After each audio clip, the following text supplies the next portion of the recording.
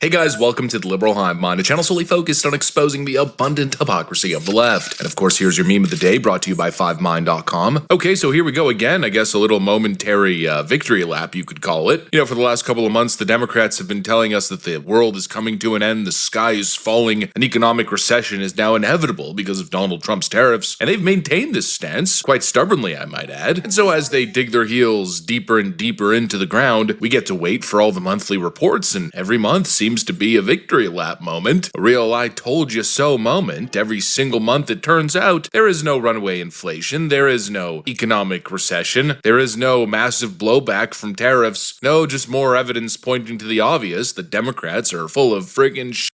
Let's take a look at the reports, shall we, and get an idea of where we're at here. We got some stuff to get into, so let's roll the tape. Alright folks, so I gotta tell ya, kinda hard to sell this doom and gloom pill when the reality for people on the ground is clearly much better than it was. Another $1.93 at the Exxon off of Garden of the Gods Road. Gas prices in Colorado are extremely low, Colorado ranking 4th lowest nationally, according to AAA. I came here out of my way to get gas because it's a lot cheaper here. In El Paso County, the average gas price per gallon is $2.34, $2.41 a gallon in Pueblo County. I mean, this is insane, right?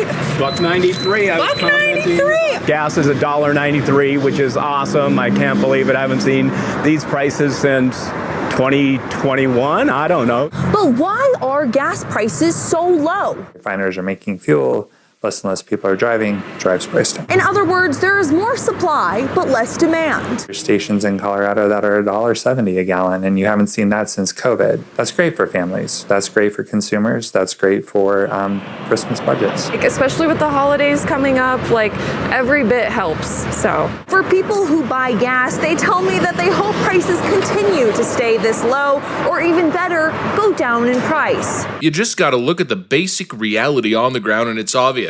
Gas prices are coming down, inflation is cooling, the stock market is roaring, the job market's going through a little bit of a transition period, considering everything that's happening with illegal migration, as well as foreign-born work visas like H-1Bs. The shift of focus is now on citizens to fill the employment gaps with American citizens, and yet even despite us being in this transitionary period, the job market is still holding pretty solid. You know, I know there's a lot of doom and gloom out there in terms of macroeconomic vision. You know, people think we're headed towards an AI collapse, an AI dystopia, which may or may not happen. I don't know. I don't have a crystal ball. But if we're even going there in the conversation, I feel like we're getting lost in the woods. When we look at the numbers right now, as it stands, when it comes to the economic reality for everyday Americans, life is significantly better now than it was under Joe Biden. And yet despite this, we got Democrats looking you in the face with a straight face and saying, "Ooh, isn't everything so horrible? Why is my hair on fire?" It's so utterly laughable. It's so ridiculous. And honestly, the entire argument, or I guess at this point, it's almost like a worldview. It's almost like a religion to push negativity whenever the orange man wins. But anyways, to dismantle this entire worldview, all you gotta do is pull up one simple chart. See, we have Trump and not Trump. Economic stability, economic stagnation, and crippling inflation. In other words, Bidenomics. You got the people who oversaw this, who gaslit you for 4 years through this crippling situation, and are now trying to tell you that things are bad and you should vote for them again, especially coming into the midterms, as it's imperative that Donald Trump's agenda be stopped. Can we talk about why these comparisons are crazy? Let's paint a visual picture for the audience at home. You can look at the chart of inflation over the last 50 years, right? And you'll see two big bumps. On top of those big bumps are Jimmy Carter and Joe Biden. And those cliffs that fall off are Ronald Reagan and Donald Trump.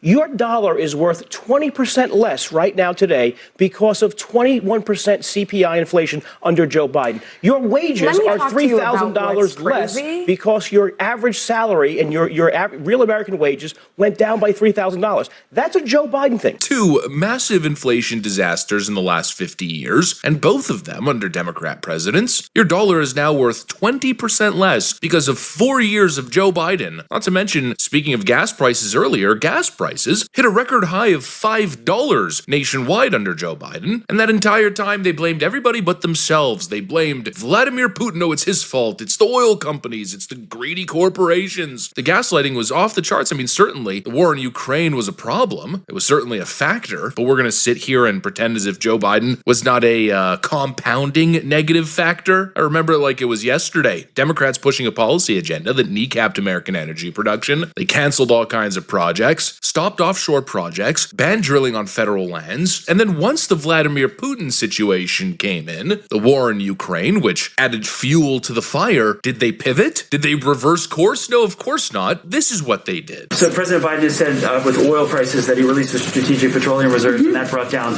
prices. Actually, on that day, the price of oil actually rose, and it went down for the Omicron variant as the fears of lockdowns.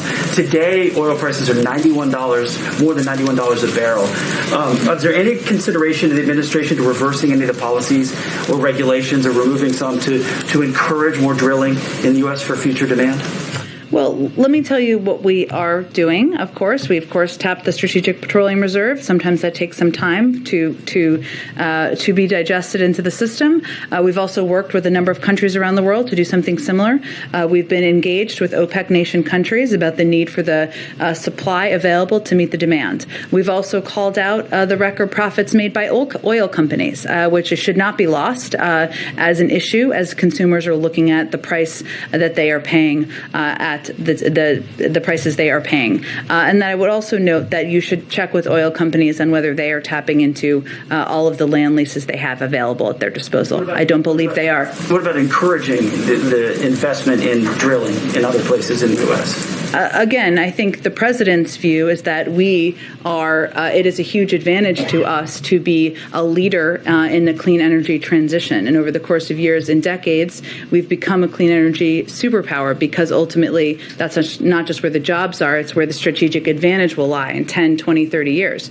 I would note again, and you can ask the oil companies this, there is land they're not all drilling on. Every lease is not used. I'd encourage you to ask them that question. I mean, it's unbelievable. Can we take a second to acknowledge how absolutely brain dead that is? You have sky-high gas prices, your own people are suffering, then you've got a situation in Europe that adds insult to injury, and instead of pivoting, you continue placating to your environmentalist crowd, and instead beg the Arab dictators to produce more oil for you. Oh please, OPEC. Then of course what happened? They did the exact opposite. They reduced production and made an absolute killing. It's nothing but non-stop gaslighting. Things are going poorly when they're making every strategic decision that you could ever make, and everything's going sideways, everything's going left. Well, it's the greatest it's ever been. It's Bidenomics. Ooh, don't you love losing purchasing power? Having hobos urinate on your lawn and Mexican drug cartels producing meth across the street? Don't you love shuttered businesses and mega corporations taking more and more market share as you get poorer and poorer and less significant? Oh yeah, it's great. Then you got President Trump coming in, gas prices are more affordable, markets are booming, investments coming in, real wages are rising, affordability is stabilized, you finally have some breathing room to catch up, and they tell you you're choking. Yeah, well, maybe it has something to do with the fact that your hands are ringed around my neck and you are strangulating me. Holy frickin' moly. The backwards world of Democrat thinking, Democrat operating, really. The constant lies, the constant gaslights. It's like we're living in two different worlds, like it's Stranger Things. We're in the real world, and the Democrats are in the world with all those demogazorpic gorbans or whatever the hell they're called. They're not living in the same reality as us, and they're constantly trying to pull us down in their corrupted, muddy, dark bog. Anyways, that's what I got for you guys. Thanks for watching,